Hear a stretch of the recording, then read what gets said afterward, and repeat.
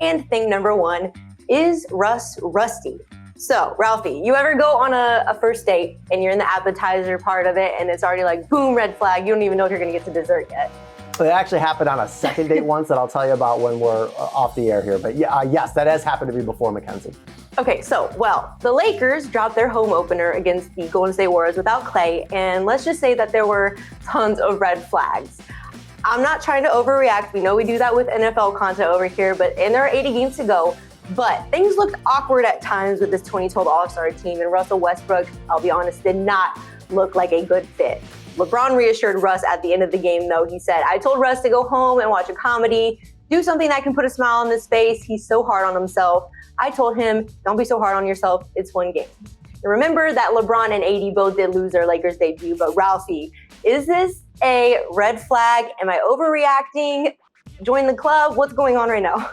Yeah, you're overreacting 100%, Mackenzie. And anybody else who thinks that this is doom and gloom for the Lakers season after one game is also overreacting. I love what Lakers head coach Frank Vogel said after the game because, look, Russell Westbrook, he is used to being the man on offense. Everything running through him, including, obviously, the ball. That's not going to be the case here in Los Angeles. He's going to have to learn to play off of both AD and LeBron, and I think he eventually will. His teammates also mentioned something else, the fact that this kid is from LA, grew up watching the Lakers, and now, as AD said, the lights are a little brighter on stage at the Staples Center. I think that's going to bring about an acclimation period as well, but they're going to be fine.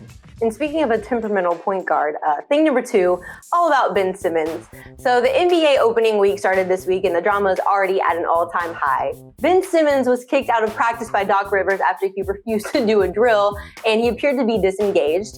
Honestly, this just sounds like a temper tantrum to me, Ralphie, but Embiid had to say this after the childish behavior that happened. He said, we don't get paid to come out here and try to babysit somebody. That's not our job. I'm sure my teammates feel that way. At this point, I don't care about that man.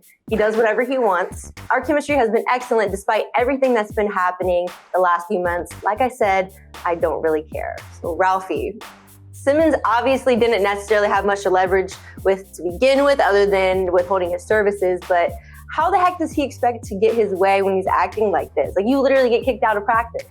Exactly, yeah. It obviously doesn't bode well for him. I mean, this has been a bad week for him from a PR standpoint.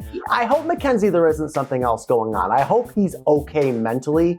It's very, for a guy who's rep by Clutch, LeBron James agency, to go through all of this so publicly is very disheartening. I will say, however, it is great to see Joel Embiid in mid-season form when it comes to quotes he's giving to the media, because that was fantastic.